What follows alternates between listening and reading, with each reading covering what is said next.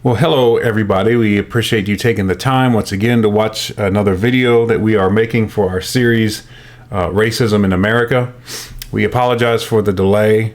We know that last week we've been trying to turn out about one video per week. Last week, Kim had an unexpected death in the family. And we appreciate those, by the way, who have offered their prayers for her and her family. And then last night I was going to get a video going, but they started having some tech issues here at the house, and they got that resolved, and now here we are up and running once again. So this will be our third installment in our series about racism in America. And again, we want to let everybody know that we do not, Kim and I do not claim to be the standard, like the solution comes from our two brains. That's not what we're trying to say. We just know that a lot of people are suggesting out there, and rightly so, that there should be dialogue and conversation about this subject, because that's how we're going to come to answers. That's how we are going to generate better ideas. That's how we're going to generate systems that improve upon previously used or currently used systems as well, or anything that we've used in the past. By way of dialogue and discussion and so forth, we can look for ways to make things better. We always want to look for improvement, because mankind always has room to improve. So we continue this video today, and we will start off the video here in just a moment with a question.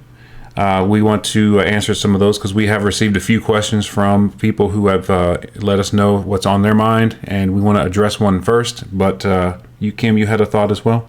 I just want to say thank you to everybody who has been praying for my family and what happened with my cousin. It was a shock, really. Didn't realize he was that sick, and to get that phone call, it was still kind of stunned about it, and trying to realize that it's real. But thank you, everybody, for the messages and the prayers. I just wanted to say that. All right. Well, appreciate that, Kim, very much. So always, we want to make sure that, I wanted to point this out as well. Let me just bring this up real quick, because just as a reminder for folks, as to when we discuss the issue of justice and equality and all that, we want to make sure that we recognize that we identify once again, because we pointed this out in our first video. But I want to remind everybody once again that God is the standard that we're going by. The God of the Bible is the standard that we're going by to determine and to measure what is just in this world. And the reason why is that passages like Deuteronomy 32 verse 4, He is the rock, His work is perfect. For all His ways are justice, a God of truth and without injustice, righteous and upright is He. God is a God who is just in all His ways. He's righteous in everything that He does, meaning everything He does is right. It's not wrong, because He is the standard of righteousness. And when we realize that, that He is the source, therefore everything we see, all these issues that we see, the social issues that we're facing, we need to look at them when we're trying to determine justice. We need to look for justice as it is according to the standard, who God is. Now, of course, we understand there are people who may be watching this video who do not believe in the Bible, or do not believe that there's a God of any sort, or may believe in another God. That's fine and well. We can still live amongst each other in society. But as far as this video is concerned, and the things that we are going to offer, the standard of justice we are going to go by is that of the God of the Bible. And so, again, here's another passage in Acts chapter 15 in the New Testament, when you have here the Apostle Peter is telling those in Jerusalem about the conversion of Cornelius and the Gentiles. And he says that God, who knows the heart, acknowledged them, that is the Gentiles, by giving them the Holy Spirit, just as He did to us, that is to Israel, the Israelites, and made no distinction between us, the Israelites, and them, the Gentiles, purifying their hearts by faith. The point being that God is going to save all men, both Jew and Gentile, according to the same measure, by faith. Justification, salvation by grace through faith. And so God is a fair God. When man is at odds with God because of his sin, it doesn't matter your race, your ethnicity, or whatever. God is a just and fair God, and he saves all men, treats all men the same way. And so we seek to do the same thing. We are trying to realize or help people understand that our source of justice is God, and that when we approach these things that we're discussing concerning race in America and police and black lives and so forth, we're looking at from the basis of the equality that is set forth in the person of God. All men are created equal. God saves all men. All men are owe their lives to God. All men owe it to him to dedicate themselves to him and to seek out a solution for their sins against God. And God looks at all men equally in value and says, I'll save all men according to the same way. And that's how we want to do, is treat all people the same, because all people, all human beings, are of the same inherent value. They are in the image of God. And so that being said, I'll go ahead and take that off here. The first thing we wanted to get to, as I mentioned a minute ago, was a question that was sent. And this, as of course, all the questions will remain anonymous. We're not going to, disclose any identity of who's asking what. But this person sent this question to me, and they said, "Hey, brother, I saw that you will be doing a video series addressing the issue of racism in our nation and taking questions through Messenger. I'm really trying to understand the issue more clearly. I admit that I've heard much more from one side of the issue than the other, but I always try my best to recognize where I may have a problem with bias and lack of objectivity. I'm not interested in pleasing men, though I understand my obligation to be sensitive to the feelings and opinions of others while letting my speech always be with grace, seasoned with salt." That's a great attitude to have. Mm-hmm. I'll commend him for that. My question is, and by the way, let me make sure I do want to reveal this because we were talking about this. The questioner is a white male. We're going to talk about that, right? Okay. The fact that just so people know who's asking what concerning, because this is dealing with racism. So I figured it might be relevant information there. That's all. So anyways, he asks, is it racist to assert that one cannot determine if Chauvin's action were racist by merely watching the video of the killing of Floyd? Is it inherently racist to reject the idea that the video alone is a picture of systemic racism in American law enforcement in this country? I have a few more related questions, but I'll spare you for now. Okay, so do you want to say something first, or do you want me to answer that first? Okay, I guess I can answer. Okay. And we can discuss. Sure. Yeah, Sure. and hopefully y'all can hear me better. I know his voice is much stronger than mine, so we made some adjustments to where Right. we sound. Yeah, I implemented some filters on the mic and all, so hopefully this is a little bit more balanced this time. We'll see. Go ahead. So I guess the short answer was the first question. Is it racist to assert that one cannot determine if Chauvin's actions were racist by merely watching the video of the killing of Floyd? And I actually have not seen the video. I've just heard a lot about it. But Really? I thought you'd seen it by now. No, Okay. I didn't want to. Oh, yeah. So, Oh, you didn't want to see it. I got you. Right. Okay. But from what I've heard, there's nothing in the video itself to say this was racist, just based off the video alone. I don't see how you can just say it was racist based off what I've heard about the video. And that's just me looking at it from, we're both kind of analytical, I guess you could say. And we kind of, sometimes we'll look at things to where we deal with facts in a very just realistic kind of point of view on things. And sometimes me being like that, it's hard for me to view things, or it may seem like I'm not empathetic, I guess you can say. So what I try to do is kind of switch from just being completely analytical when I'm looking at something and try to say, well, why would somebody look at this and jump straight to racism? What is it that would make somebody look at that and think that immediately? So you have anything to add? No, I would agree with that. And I agree with you about the analytical thing too, that trying to extend that empathy and sympathy rather towards people in this situation like this. I agree. You don't want to just make it seem like you don't care about feelings. As a matter of fact, that's what we said from the very beginning, is we want to try to understand both sides, and that's what everyone should be seeking to is understand where both sides are coming from. Is it racist to assert that one cannot determine if his actions were racist by merely watching the video? Well, I would say largely yes, because of the fact that racism can be expressed through actions that could also be carried out by other motives as well. You're saying yes to what? Meaning, I'm sorry. Yes, that. I'm sorry. What did I confuse it on that? It says, is it racist to assert? Yeah. That is it Yeah, I'm sorry. Is it racist to assert that one cannot determine if Chauvin's actions were racist? No, that's not racist. Okay. To assert that, no. And the reason why I was saying that, because the actions that I've seen in that video, like the kneeling on the neck, for what is it, 8:23 or whatever is it, however long it was, or 8:46 rather. Mm-hmm. The kneeling on the neck, rather, of that time period, though, that could be done also for other reasons. That act alone is not inherently racist.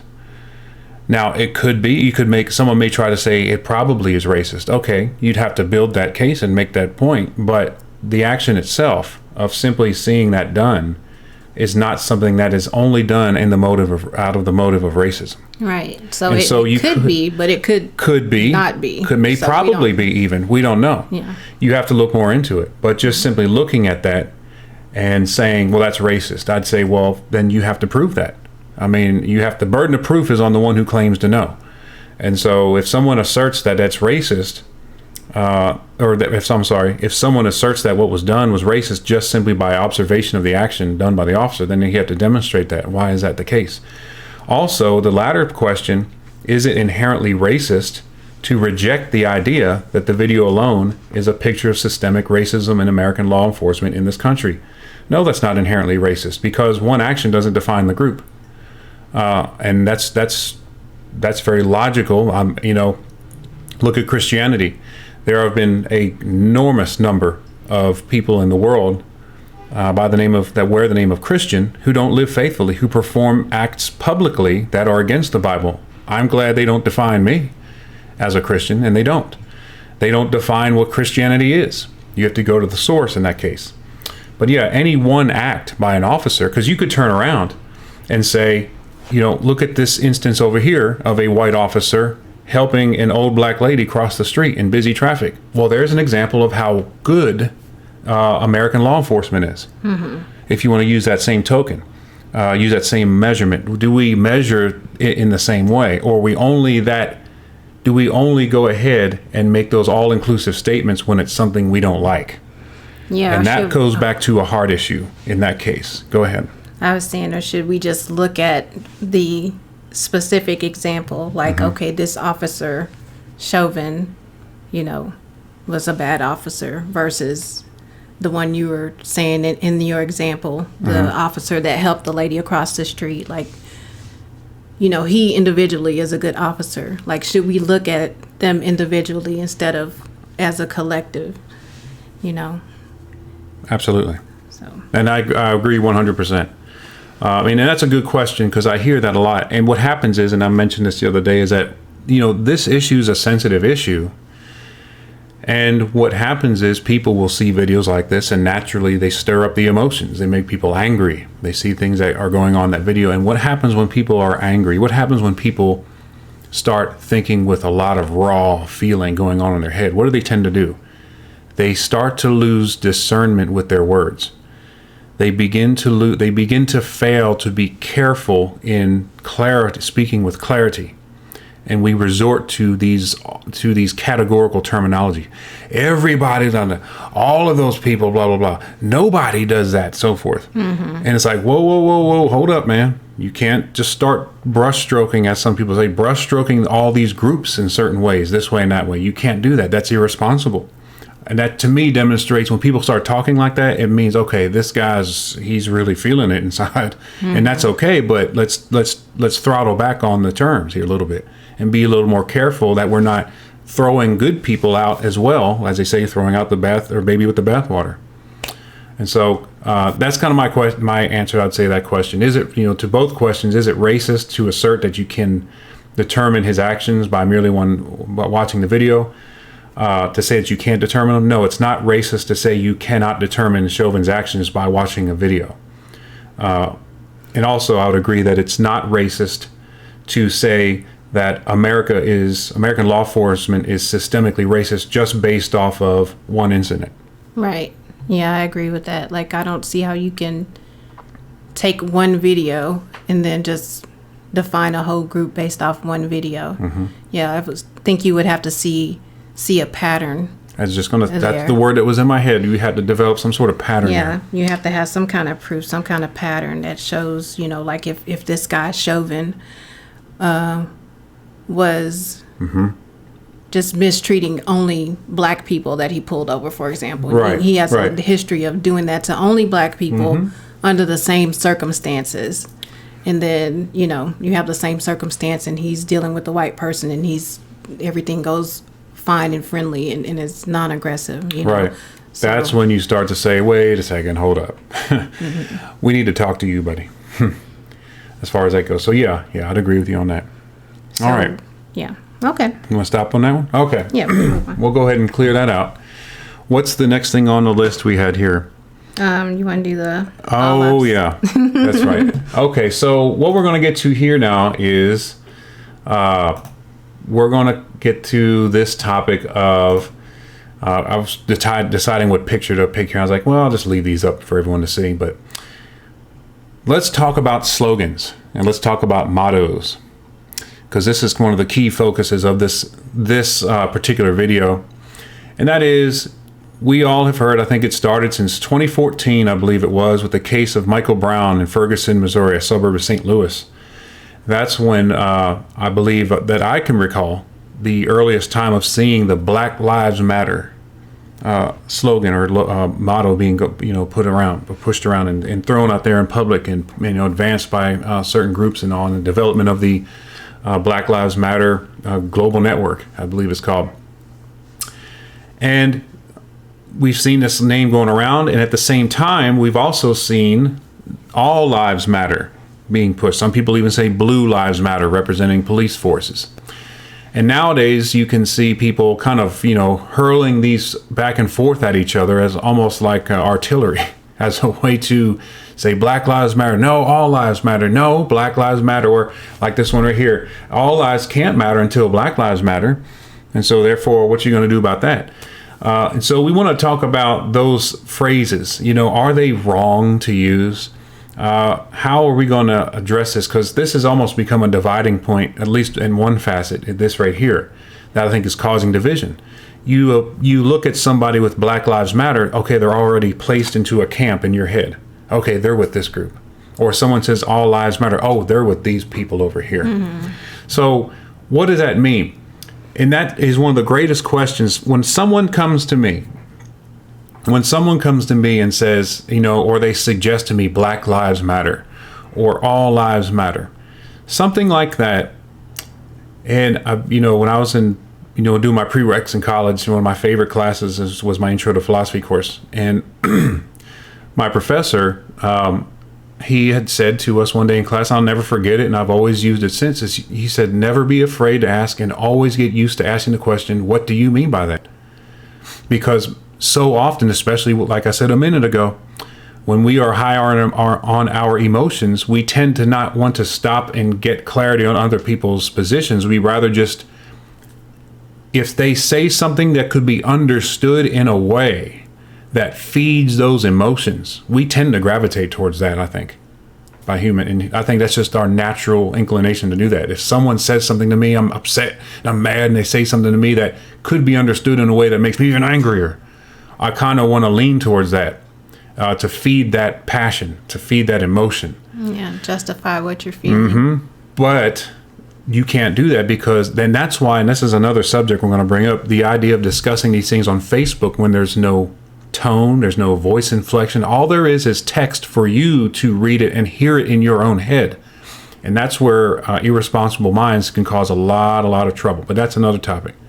So Black Lives Matter and All Lives Matter. I want to ask somebody when they say, what do you mean by that? What do you mean Black Lives Matter? Because, folks, let's get one thing straight. Neither one of these phrases is wrong. Okay? Neither one of those phrases, both of those in a proper context could be used in a correct way. Both of those in a wrong context, or in another context rather, could be used in a wrong way. So when people say that, we have to ask them, what do you mean Black Lives Matter? Does that mean, for example, does Black Lives Matter mean Black Lives Matter, or I should say, does Black Lives Matter mean only Black Lives Matter?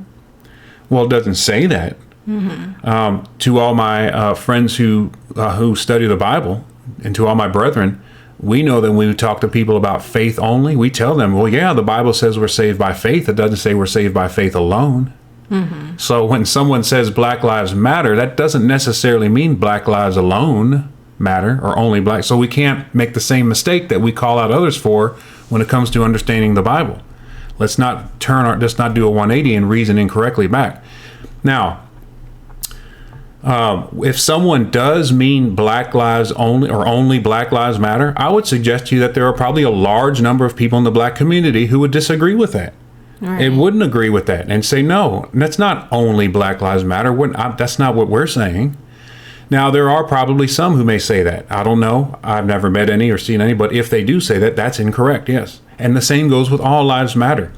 If somebody says all lives matter to the point where they mean that, there's no focus needed in any certain area, I would disagree with that as well. I'm talking on here and on and on. But let me just say this last point. For example, those of you who know me know that I'm a very big pro-life advocate. It's one of my favorite moral topics to discuss, if not my very favorite. I really greatly enjoy that topic, and I love standing up for the unborn. And that's another issue, by the way. I'll be starting a series soon on my channel, blah, blah, blah. But I would absolutely be okay with saying unborn lives matter and holding a banner up and walking down the street with that. And if someone came up to me and said, do you think only baby lives matter? I'd say, well, no, that's not what I'm saying. I'm just saying unborn lives matter. And there is a real present danger that they are facing that other people outside of that group are not facing. And they need attention now. And so... Yeah, I agree with that. Sorry. That's fine. That's fine. I can think while you're talking because you do. Yeah. I know. You do a lot of thinking.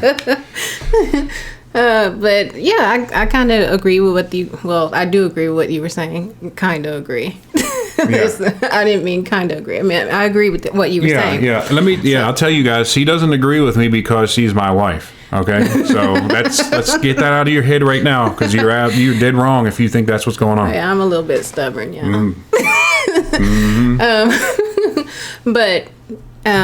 Black Lives Matter.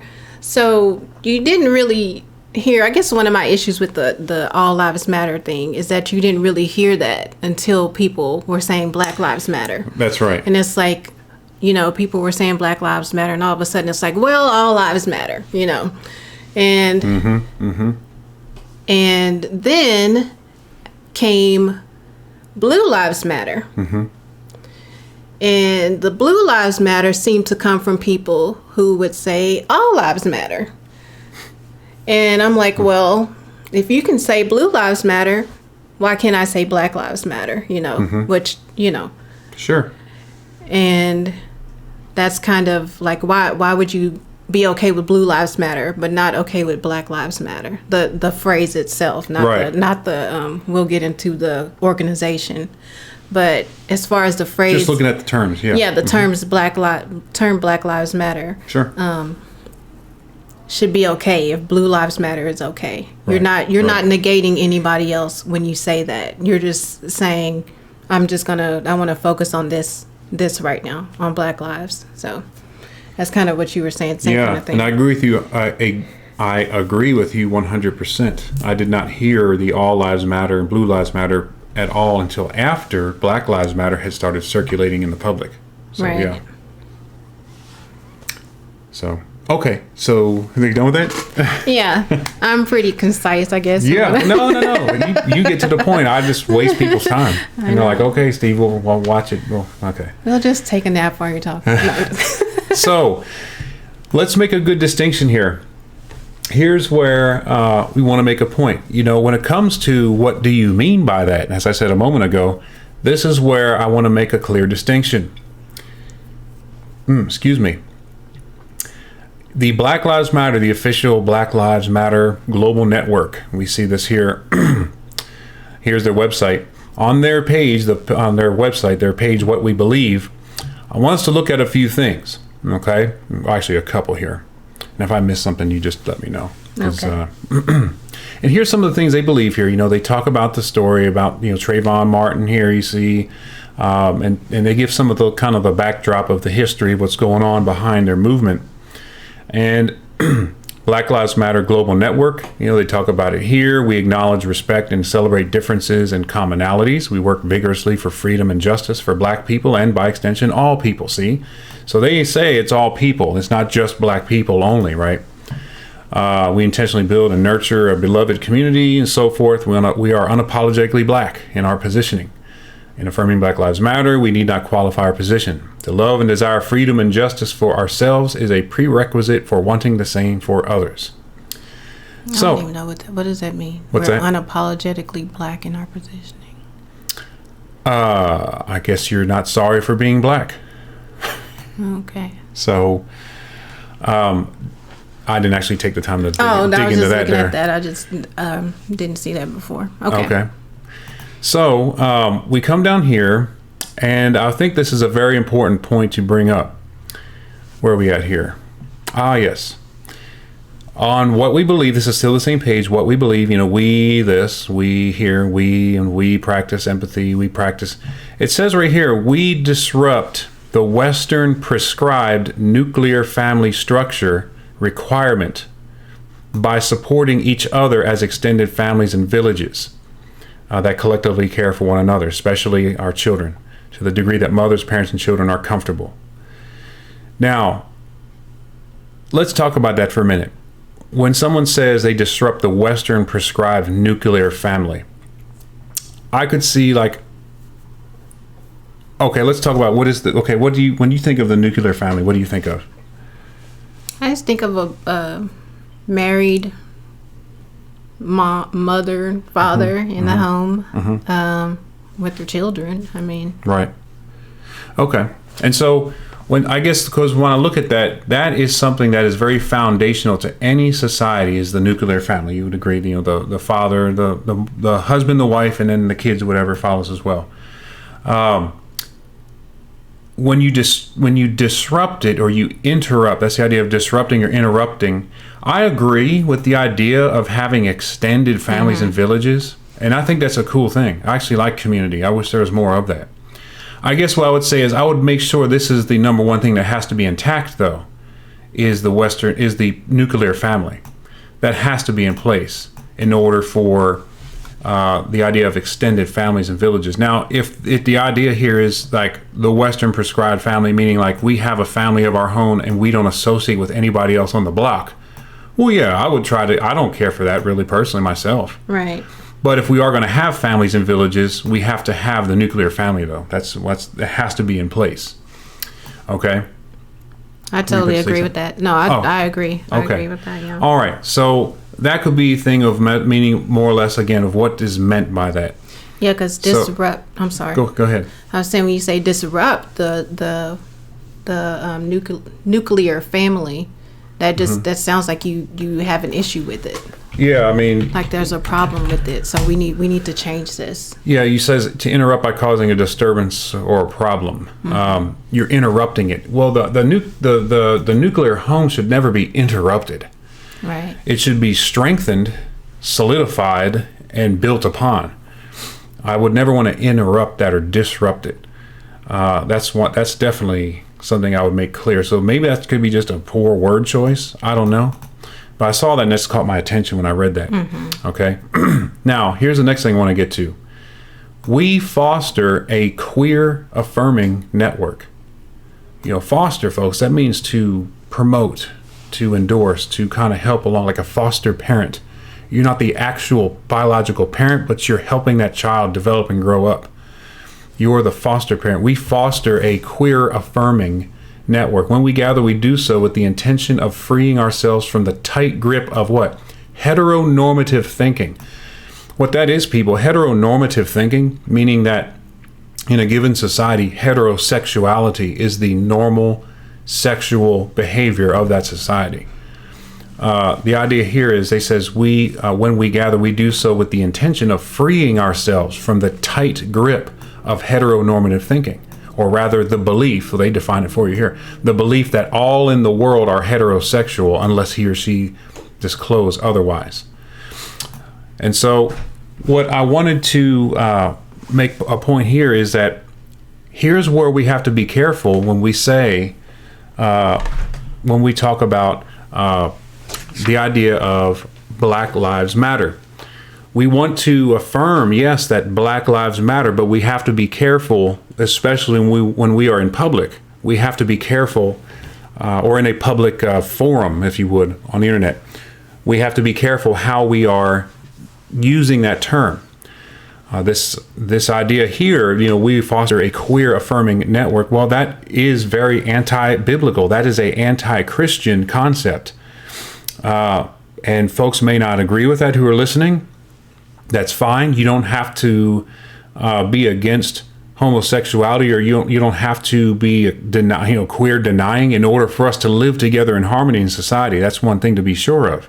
So we're not saying that none of this will work until people are denying queer affirming networks and all that stuff. No, that's not what we're saying. But when I am supporting justice in the world, when I'm supporting equality and all these things, I'm not going to support a group that goes against the very God that I put my whole life's effort into conforming myself to. Mm-hmm. And so this idea of we foster a queer affirming network, I wanted to point out, is a reason why, one reason why I don't support this here, and that is referring to the Black Lives Matter, their official global network. I don't support them. And you don't have to support Black Lives Matter or this website or donate money. I don't have to give money to this group or support some cause of this group in order to support Black lives.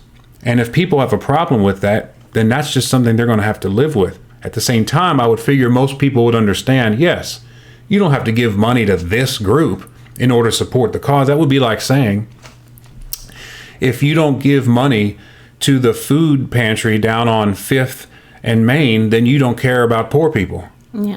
Well, that's just not true. I give my clothes all the time to some other group that gives free clothing away. I give my old clothes away and they give them away. Why can't I help the poor that way? And so you want to comment on this at all? Yeah, there's more to say here, but go ahead. I just want to say when we're talking about the whole we're against the queer affirming network, mm-hmm. that we're not saying that I don't know what the right word is, queer people or gay people, or that they should be mistreated. That we're not accepting of violence against these people, right, or them being mistreated in any way. So mm-hmm. just Absolutely. Because we're like, okay, we're not queer affirming, that doesn't mean like we're okay with violence against them, them being mistreated. Sure. People who do are violent against, like it says at the top, black trans folk. They need to be dealt with appropriately. Sure. By the law. So. Right. And that's true, and that's not what I hope that it wasn't said that the wrong way. No. I'm just because that's not what I meant by. Definitely didn't mean that by queer affirming. I wasn't like, yeah, we should go ahead and bully and beat up people like that. Absolutely not. It just means we don't have to approve of that lifestyle, mm-hmm. and I don't, and we don't, and because of that, that means we're not going to support this group here. But that doesn't mean we therefore don't care about Black lives or can't support Black lives. That's absolutely incorrect. And so that's just one thing. There's a much more that can be said, because this series is this particular topic is going to be split into another one after this because there's too much to say at one video.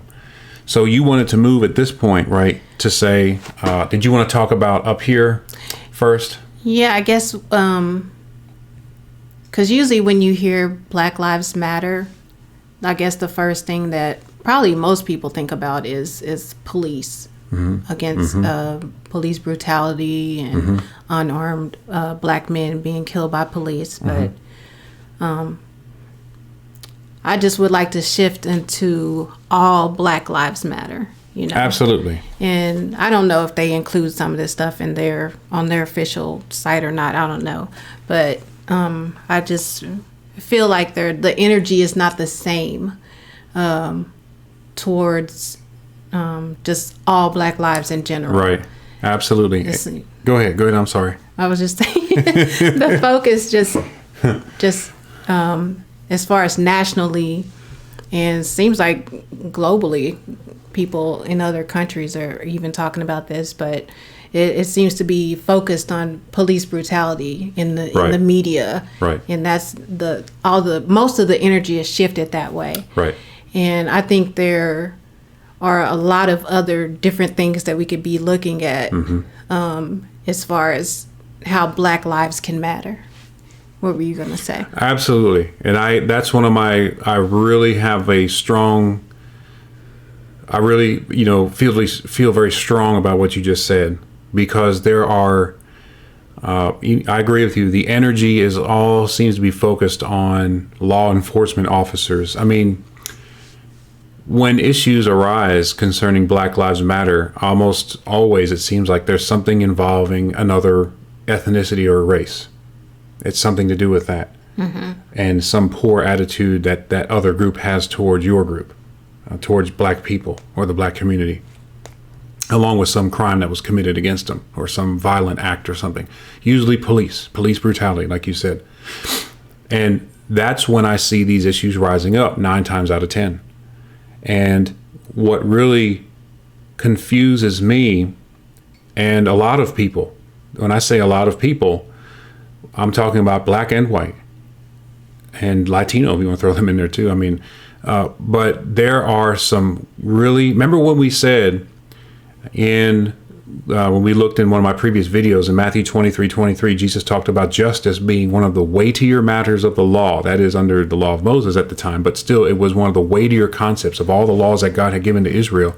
Justice was one of the weightier matters, like things pertaining to justice, laws pertaining to justice.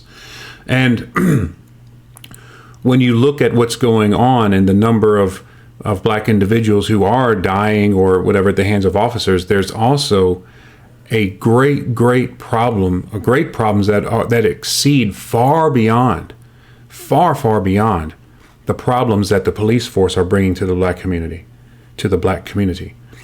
And that's why, like you said, I strongly support this idea of, instead of saying, all lives matter or Black lives matter, both of which, remind us again, both of which are okay. There's nothing wrong with those phrases. We're not saying that those are wrong to use, but I would prefer to say, as Kim just said, all Black lives matter.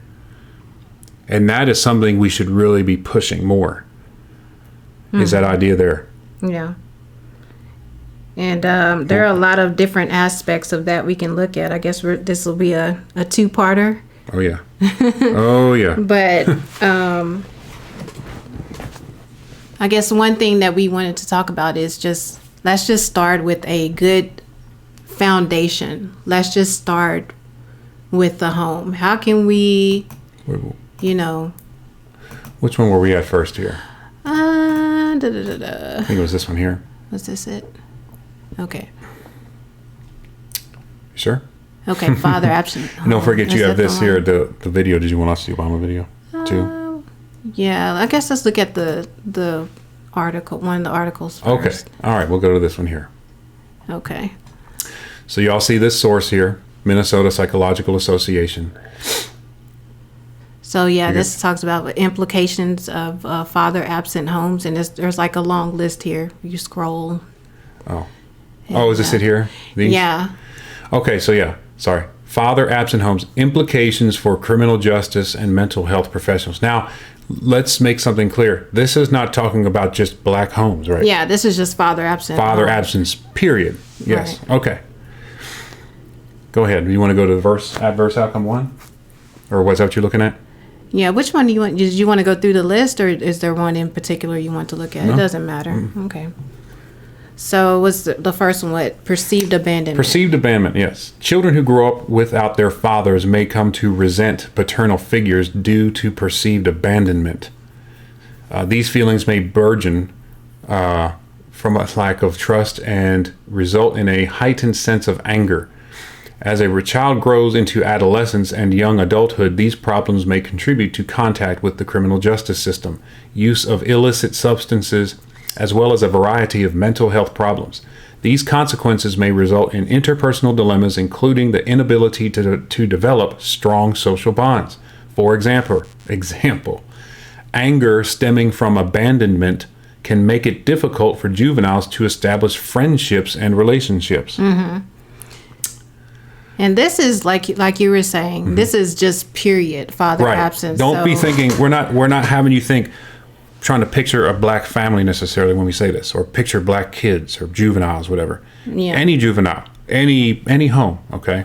But since we're talking about all Black Lives Matter, that's just what we're focusing on in the moment, you know. Mm-hmm. So we don't have to say, well, what are white people doing over here? What are Hispanic people doing? Blah blah blah. Mm-hmm. We can say, okay, well, what can I do for my home, exactly, in my life, to make things better overall? Okay. Right. So this is one thing. Is let's start with the home, and when you look at these things and you see what happens, how important it is to have the father in the home. Absolutely. You see how this can greatly affect society as a whole. Yes. Just by you being a father. That's right. In the home. Yes. Okay. Go Dads, those boys, those little girls, they need you there. Yeah, both. The boys and the girls, yeah. Yeah, boys and girls, yeah, they need you there. You have to be there. And just because, your very presence every day on a daily basis, you don't necessarily, you need to interact with them, but just your presence and them being able to see you act in the way you do as a man should, they take note of that. They notice that. And as they grow up, they know that as the pattern of how a male should behave in a home. And so when they go out into the world, that's the blueprint that's in their subconscious that they are going to now assess every other male they see. They're going to compare them with that dad in the house. They're not going to consciously think, okay, I'm at Walmart. Let me think about how my dad grew up or was when I grew up. And let me start looking around. They don't consciously do that, but in their mind works on that level. The level of their subconscious level and activity works to where they will make decisions. They will evaluate things based on that imprint that's in their mind of what dad or no dad was like. Mm-hmm. And as we see here, yes, it makes it very difficult. It affects the social, people talk about, what's the word I'm looking for? Socialization and all that, homeschool, things like that. This here is pointing out the negative effects on socializing behavior, the ability of a person or a child to socialize because of the lack of a dad at home.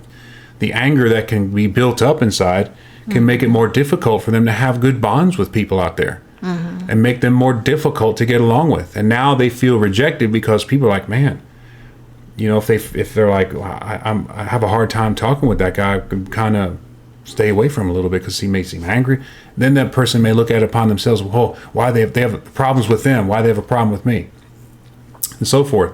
It's because all that rooted back, not this is like, and folks, this is not saying this is the only influencing factor. That's not what we're saying. Right. This is saying that it is an influencing factor. Right. And in this case, the absence of the dad makes a tremendous impact on that child. And mothers, let me shout out to my single moms here.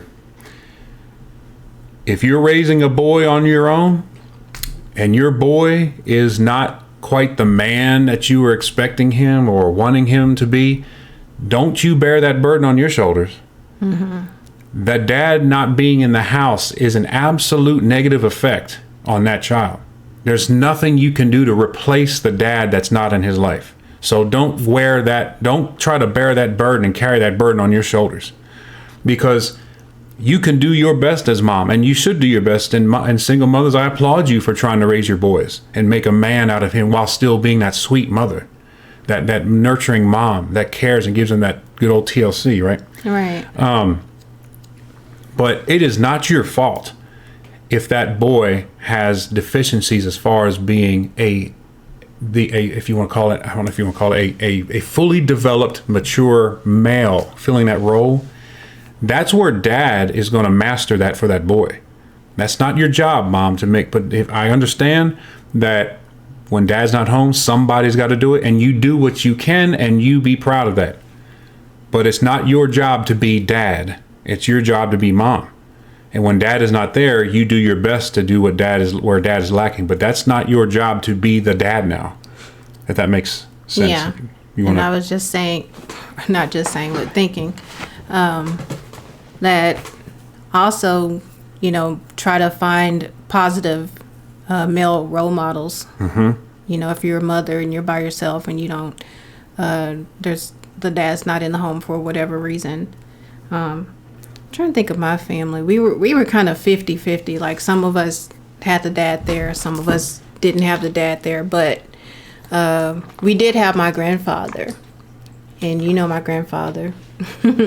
Yes. And he was a strong male figure for the boys in our family, the ones who had their dads involved and the ones who didn't. Mm-hmm. Great guy. Yeah. A compliment, by the way. And so our family, and I think that influenced them in a positive way, because we have a lot of good black men in my family that I'm proud of.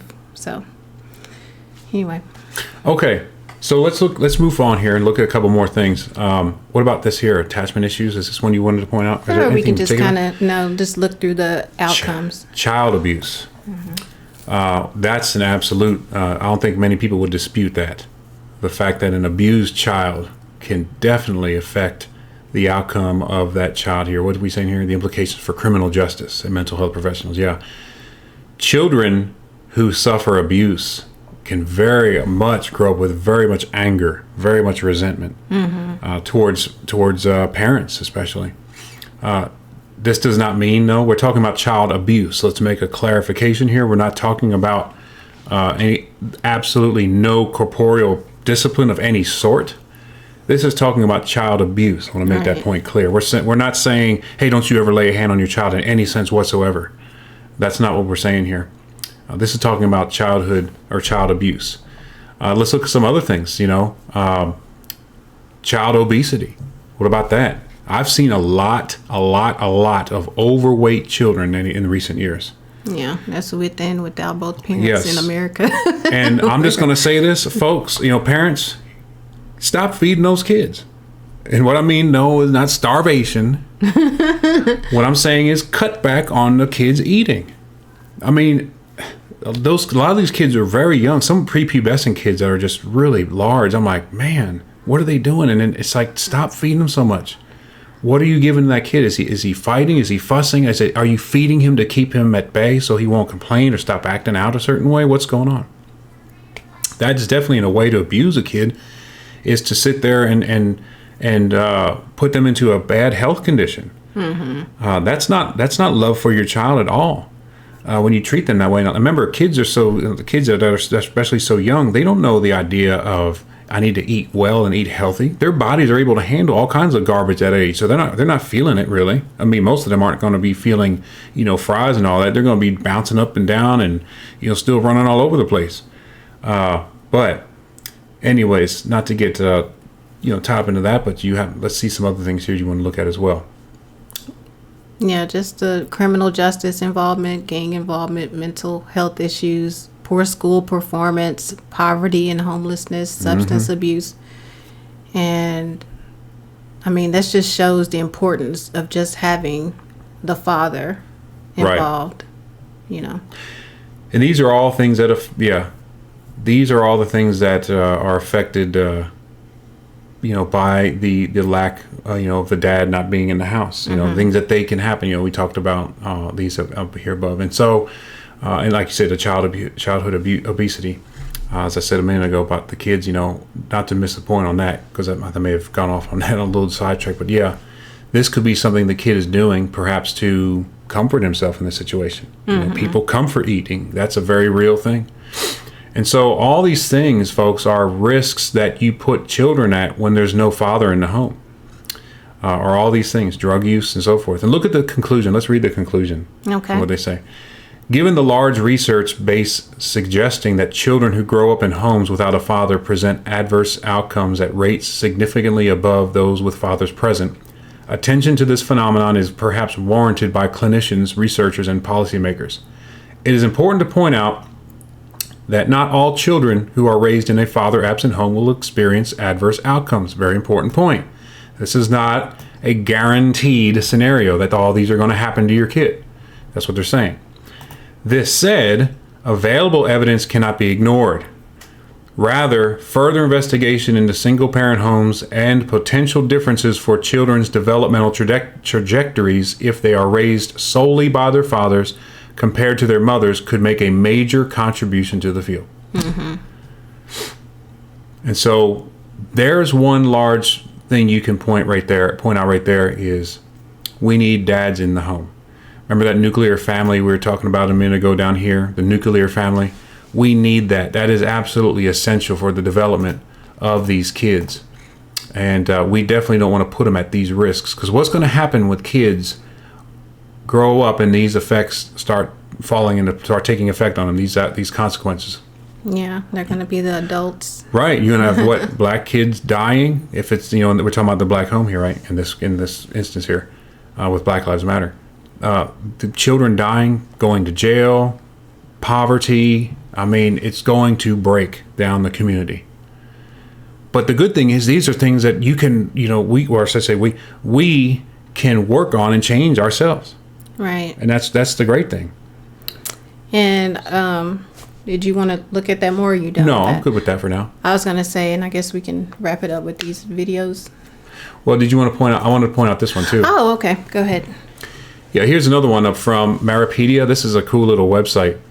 Check this one out when you get time. But the effects of fatherless on crime rates. And here's their sources down here. They have it all at the bottom so you can check where they get this from, okay? But look here what it says. It says concerning the effects of fatherless families on crime rates. Today, nearly 25 million children have an absentee father. According to the professional literature, the absence of the father, look at this, the absence of the father is the single most important cause of poverty. Dad, when you're not home, guess what you're putting your kid at a great risk of getting himself into? A condition of poverty, growing up to be poor. That's the single most important contributor to your child becoming poor, is you not being there. Look what this says here further. The same is true for crime. Of all adolescents, those in what? Intact married families are the least likely to commit delinquent acts. Again, going back to that nuclear family once again. When the family structure is intact, that is going to have a great contribution to the child not getting himself in trouble with the law when he grows up. Children of single-parent homes are more likely to be abused, have emotional problems. And we see this from this one right over here. It's where we just came from on this one. All these different outcomes, right? Mm-hmm. Greater likelihood of being abused, emotional problems, and engage in questionable behavior, struggle academically, and become delinquent. So many problems can occur when dad is not absent. And this is, we may just go ahead and revisit some of this later on as well. Because this is really rich. There's a lot to get into with this stuff right here. So father absence, though, folks, I mean, this is a tremendous thing that needs to be addressed. We got to get dads in the home. We have to get dads in the home. And this is that's for all communities. It's nothing special that happens when the dad's not home in a black home. It's when the dad's not home in any home. Yeah, this is general. Right. In any home. These things can happen. these effects can take place. So did you want to go ahead and we're going to have to stop. We'll stop the video here. And we'll watch a couple of videos, and we're going to kind of wrap this up. Or we want to pick up on this topic because there's a whole lot more that we need to address. Yeah, we can bring those up in the next video because I think we've been going on for a while. But if you want, the next one we're going to talk about. This one, that's not good. That one there, I know. Yeah. Yeah. So, this Obama to young men, and also we're going to talk about Angela Stanton. And we'll pause that. Sorry, go ahead. And surprise, though. These are some positive messages that we want to talk about. So very good. And so we'll pick up some articles on my own I want to share on the next one as well. Okay. So this has mainly been Kim's materials we've been looking at here, which are good, very good. But again, thank you all for watching the video. We hope to get one out next week, as long as everything goes as planned. And we appreciate you taking your time to watch this. Again, if you have any questions, please put them in the comments of these videos or send me a private message if you'd like. And again, all questions will remain anonymous. We may just reveal the gender and ethnicity of the questioner so people are aware of who's asking questions on that level, since that's relevant to the topic. But other than that, again, thank you, and stay tuned for the next video. And until then, take care.